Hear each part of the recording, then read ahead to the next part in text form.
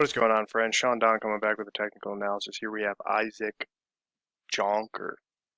All right, he was a hammer thrower at Calvin University in Michigan, I believe, for 4 years. Still has a little bit of eligibility left, trying to make the transfer to Penn State as he's already there for his doctorate, which is fucking sweet. So, yeah, excited to help you out, Isaac. So, if anybody else out there is watching this video and would like a technical analysis or any other sort of online coaching service, programming, you want a little consult, you want to talk about hammer throwing and training, get my input, get my feedback, then go check out my website, gripandrip.co. All right, highly suggest it. If you're trying to level up your game for this outdoor season, now is the time to sign up. Like right now, and start reaping the rewards and seeing the benefit in a couple months, because it takes time and patience and hard work, and now is the time to start. So go check out my website, gripandrip.co. All right, let's get into it.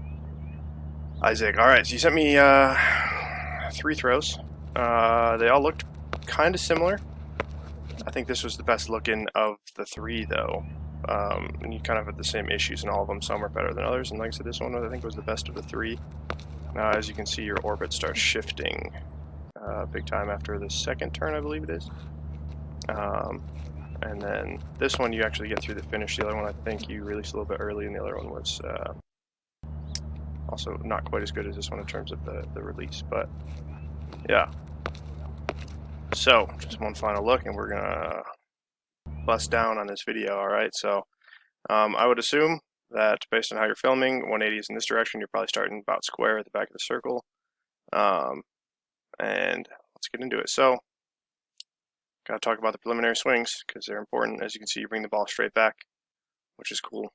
But it might help to get a little bit more rotational on that. And then as you can see, ball goes up, comes forward, you bring it forwards, and then you bring the hands kind of across the body. So the ball's just a little bit tight to the body to start. Hands not super tight to the body, but you could get them out a little bit more. So reach out more to the right, arm straight, bring the ball forwards, and then start with a bigger kind of entry into that first wind. So you see, just kind of bring the hands across just like that. So that shortens the orbit a little bit, sets up a little bit of extra rotation that is kind of unnecessary. You got to get some wider orbit out to the right side over here first. But going into the wind, get a little step, a little tiny little baby step. You open up pretty well. All right, with that kind of stagger start before the step up, you're opening up pretty well, pretty stable, I'd say. You're reaching back, connecting pretty early. You see the hands starting to, yeah, see, and this is kind of why I preach so much about the preliminary swings and how you start the throw, because here you can see that as the ball's coming through 270, your hands never get forward away from the body until there. So you kind of lead in with this left side, bringing the hands across. Once again, just like I said, a little extra rotational. And then as you go to step up, and hands, camera angle makes it hard because it looks like you're filming from the ground. So it's not the perfect angle, but it'll do.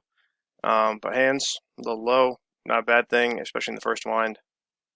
And you see as you go to step up, all right, you get a little wider, and you see at this point you're facing 0 pretty much with the body and everything. And I think this is an issue that a lot of people have. They kind of open up too much into that second wind. They square up to 0 too much here. So I like to think about once the ball kind of passes 270 off on my right, I'm trying to block my shoulders off like right here. So ball passes 270, and I guess you kind of could say you let the ball go forwards through 0. But then as soon as the ball goes forward through 0, I want to think about opening up and connecting to the right side, or opening up to the right side and connecting early off 180 as soon as that ball approaches 0, where, like I said, you kind of open up and you're a little too square to 0 through here. And you can see it's almost hard to open up at this point because the ball's so left and it's kind of like a weird wonky position. See this left elbow comes up really high,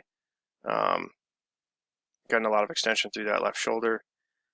And then as you go through, let's see, you do still open up. It just seems like you could save yourself some energy and efficiency by not squaring up so much to 0 here, because then it's like you're going all the way to 0 and then you're trying to open all the way back up to 270 to try to connect early.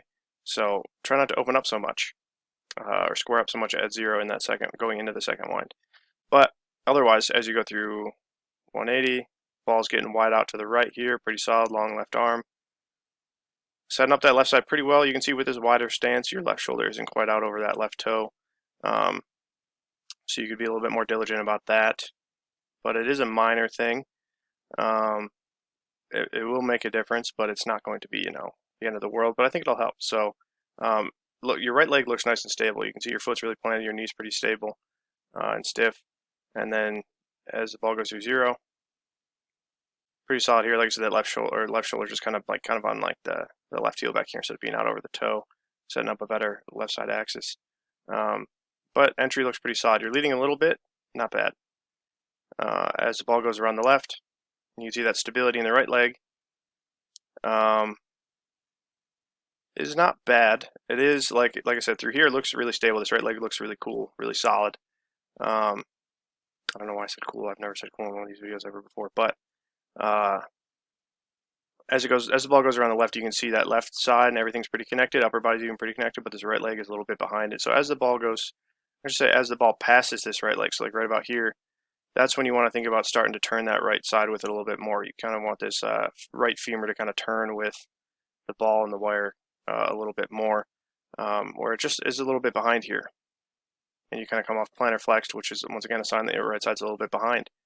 And with that, especially like through here, the right side just looks a little bit lazy. And you can see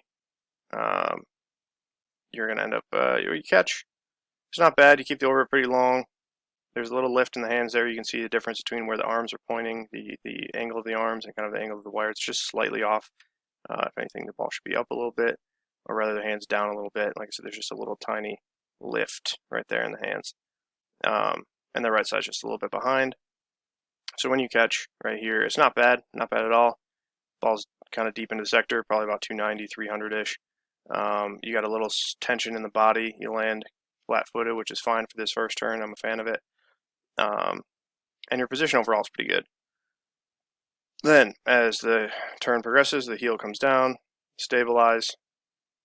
But then you start to see this left side shifting back. So this is kind of what I'm talking about, where if you don't set up that good left shoulder out over the left toe in the entry, it will kind of continue to repeat the same pattern later in the turns. You can see pretty good patience, but you see as soon as that left heel comes down here, if I put my mouse right on the edge of your left shoulder, you can see it shifting back before the ball gets to 0. So that's a little instability in the system, and that's going to affect the rest of the throw. So you're pulling back a little bit before 0, and then as the ball goes left, you can see same thing here, little lift in the hands, lifting up just a little bit. You're popping up, that left leg's extending, that left shoulder's kind of pulling up and back, your hands kind of lift up a little bit, and you kind of pull back and you lose a little bit of direction. We don't get a view of the ball in the first turn out to the left, but it will start to come into the frame in a little bit here, which means you're shortening around the left. And that if the ball's getting shorter on the left, it's because the left shoulder is kind of pulling back. Either you're not being patient enough and letting the ball passing enough, or not setting up stability in the body well enough, which is what we've already kind of established. And you can see you don't really get back on the ball until about there. You don't really get your hips and direction backwards. So your direction is kind of already going down this left sector at this point because that left side's pulling back early. But as you go through, you can see a little bit of that left side compensating, pulling open, reaching that left toe. Very subtle. You can see a little pop up there in the legs as well. Don't be afraid to get on the side of that foot. As you can see, it looks like you're like heel, and then you're really, what would that be, everting? Inversion, eversion, I'm thinking. Everting, inversion. All right, well, either way, doesn't really matter. You can see you're reaching for that left toe, and you're kind of very flat-footed on the left side, left foot, which isn't a bad thing, but getting on the side of the foot might help a little bit, and where like this, it looks like you're reaching that left toe. And then as you go through, same sort of thing, right side comes off a little plantar flexed, and your right leg's a little bit behind it. So then in this single support, with that little lift, that little pop up, and the little left side pulling back, I imagine you're probably going to catch a little bit later. And you do. A little bit later, not bad. Hips are more or less underneath you. Not landing, you're landing with a flat, like level foot, but you're not landing flat footed. Like you can see you're just barely, that heel's just barely off the ground, and you're on the ball of the foot right there. and you catch, and there's just not a ton of tension in this position because of everything that's going on before it. Then as you go through, same sort of thing. If I keep my mouse on your left shoulder all the way out to the side, you come back, you shift back, pull back a little bit. It's a little bit less dramatic here, but it's just a matter of you catch and there's not as much tension in this catch because you do catch a little bit later.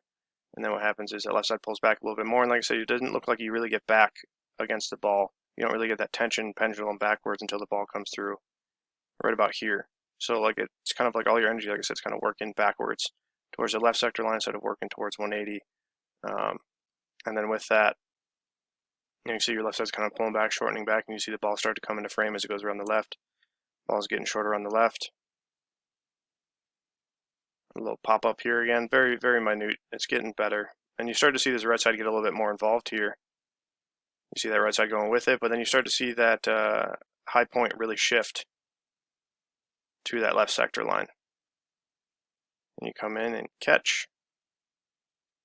Not bad, not bad. About the same as you did the turn before. Not a ton of tension in the body. Ideally, you want to see the catches grow each turn. I know it's not always the case for me personally. I catch maybe the first turn pretty deep, ideally. Second turn's a little bit more shallow, but then ideally that grows 3-4. And you can see here it's about the same. It doesn't grow in amplitude towards the sector. You catch, positions are pretty solid, but you start to see, like I said, there's not a ton of tension in this catch in the body. So you start to see that left side pulling, dropping down, and you start to see, like I said, kind of same thing as before. You don't really get back on the ball until it's going down the left sector or 45 or so, 30 degrees or so after zero. And you kind of pull back on it a little bit, shorten it a little bit. You can see his right side, right foot start to break. And what I mean by that is it kind of disconnects from the rest of the throws. You can see that right knee's turning with it, but then that right foot kind of stops because that left side is taken over.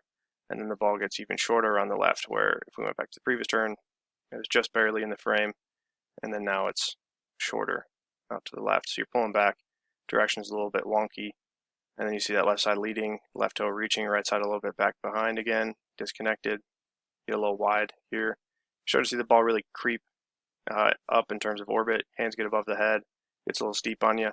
Like I said, if you look at the direction of this throw, everything's just happening kind of about like 45 degrees late. And that all comes back to, well, it really comes back to the entry. And then, like I said, if you don't get back on the ball until 30, 45 degrees after zero, everything's going to be kind of late. And you can see your high point really start to shift again. Boom, high point's right about there. So instead of being at like 180-ish or just before, you're 30, 45 degrees after zero. And then when you go to catch, latest catch. So this is kind of what I'm talking about. What goes wrong earlier in the throw kind of progresses later in the throw. And you can see this position, not a ton of tension in the body, which is a very vague term, I probably realize, but in my mind it makes sense. I feel like I can see the tension in the body based on what I felt in the throw and just 10, 12, 14 years of watching hammer throwing and throwing in general. I feel like you can see the tension when somebody has a really good connection with the ball. But yeah, catch a little bit late, not a ton of tension, and then as you go through, you can see the low point, like I said, about 30 after zero, and you stick with enough. You're a little bit more patient here. I know you had one other throw that kind of like went off to the right. That was a sign of just a little bit of impatience.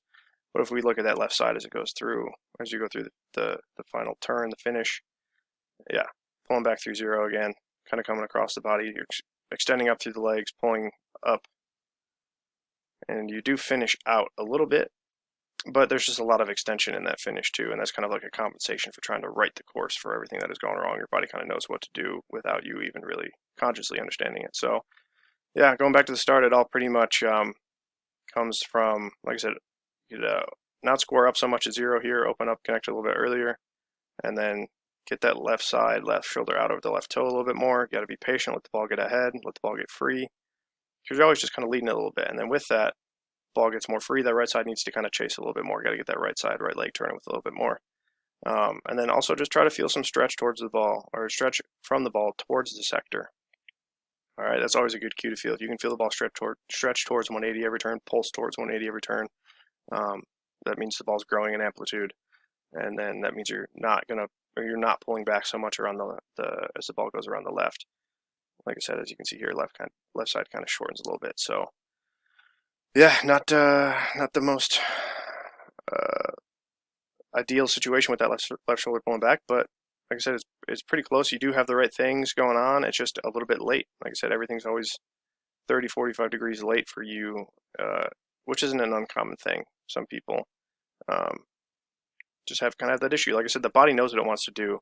It's just a matter of kind of setting it up to happen at the right time. And then when you do it at the right time, the ball is also in the right position, then it becomes a lot easier to throw a lot farther, so a lot more efficient. So yeah, let me know if you have any questions, Isaac. Thank you for submitting an order. Always happy to help out. Hopefully everything works out for you at Penn State. That would be dope.